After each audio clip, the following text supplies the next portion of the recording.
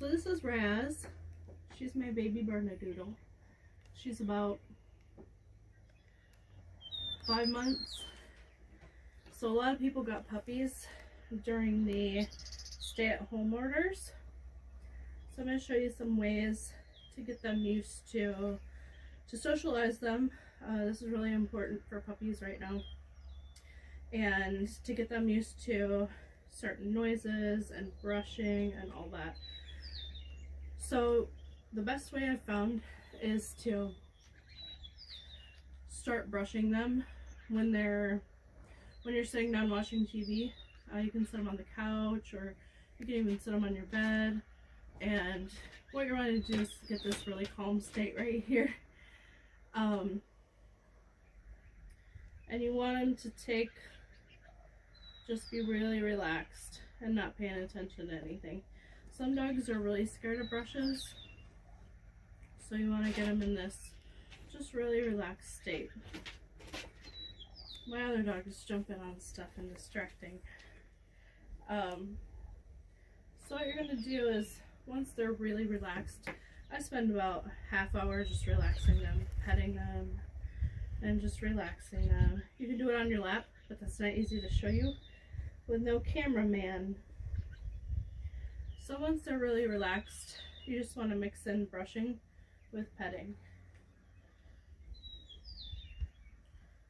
So the first few times you're just getting them used to it. And you can brush their areas that they really like. They really like their head done, because that's where you tend to pet them the most. So going ahead and brushing. And if they're really curious, you can let them sniff it. Do not let them chew at any point during the process of anything that we're doing. Don't let them chew on the brush. Don't let them chew on your fingers. You want this to be a totally relaxed thing. So when they go to the groomer, it's a very good experience. It's not them trying to chew it and us trying to calm them down. You just want brushing to be a very relaxing thing for them. The next thing you want to do is teach them that brushing is okay. Once you've done some relaxing brushing, then you want to go in and really get all the mats out and get this really brushed out really well. So what you want to do is pull the hair the opposite way that it goes. You're okay.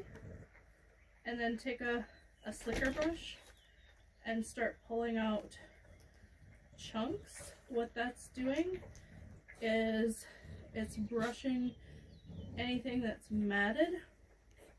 It's brushing it loose so that you can go back in with a comb and get anything that's stuck. If you do hit a mat, grab and brush just like you would with a kid's hair or your own hair. So if there's a mat, brush it out like that so it doesn't hurt. Alright, so the next thing is you want to get them used to noises. Let me come over here so she looks over here. Yeah.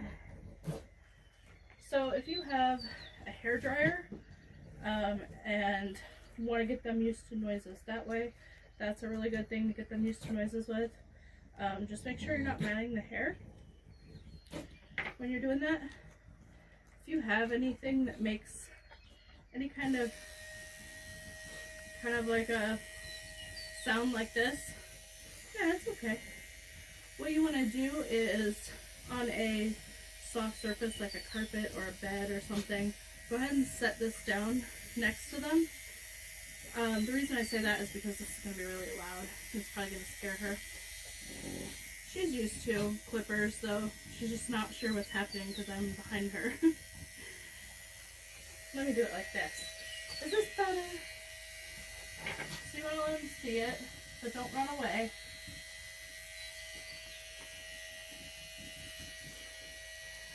So this is about enough for your first session. I wouldn't do more than just showing them and petting them. It's okay. You've seen it before. It's okay. So then for your second session, you want them to be really calm, like they were with the brushing. It would be good if you incorporated this into the brushing. But you're just showing them that there's nothing wrong with this. Yeah. And they usually like their tummies rubbed. Yeah.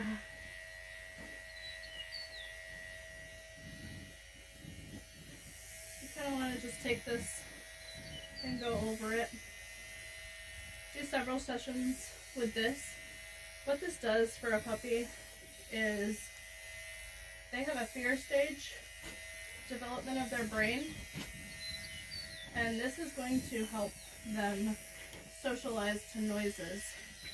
So if a car starts or a lawnmower starts, they're not going to shock as easy if they've been exposed to noises at a young age. Some really good things you can do right now is expose them to noises or different sights or sounds. It's not easy to socialize them right now because everything's closed. So if you don't have access to another dog, or if you don't have access to other people, some things you can do. There's some apps out there for your phone that you can use to expose them to different noises. And there's, as far as for sights, practice things like wearing a mask around them and just exposing them to that. You kind of want to be at their level so that they can smell you, and so they're not afraid.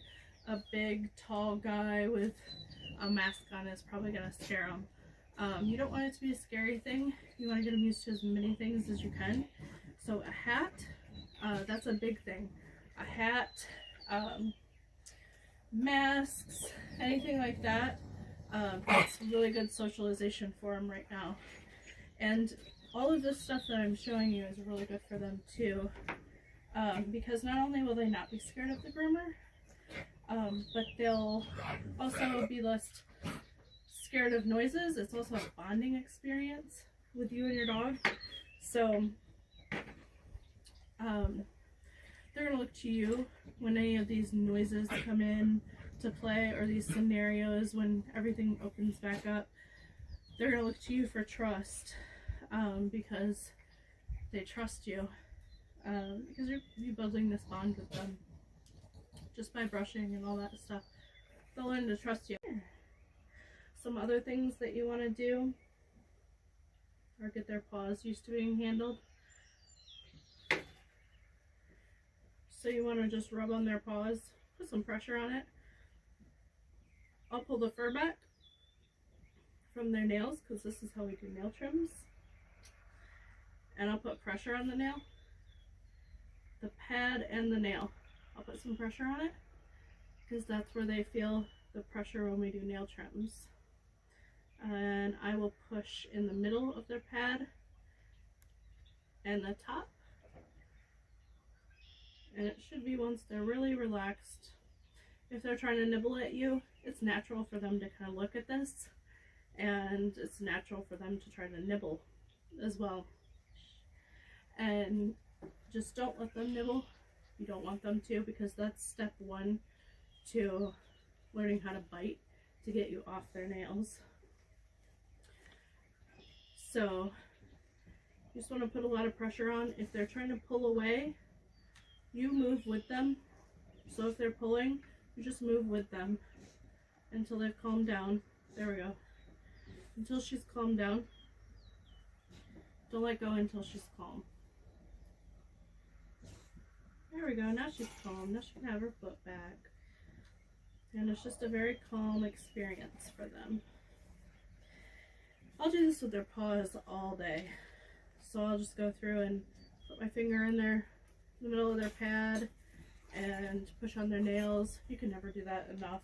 And it's good for if you ever try to trim their nails yourself. Another thing you want to do is you want them to learn to be restrained. This is how we hold them to be able to trim their face. So my other dog's walking around here distracting her. Hey. So you want to hold their chin, and it's the same thing with the feet. You want to keep them from moving around like this.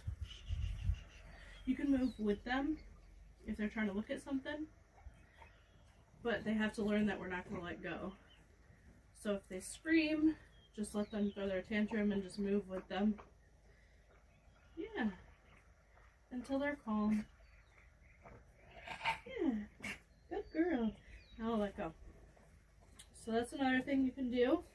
And then once they're used to their chin being held like that, and I'm just grabbing a little bit of fur right here. Once they're done getting used to that, then you can brush a little bit and just put some scissors up here so they know what's coming eventually. Snip in some scissors, just regular scissors. You don't have to actually trim hair, just so they're used to that around their face. Because the last thing you want is them jerking while we're trying to trim them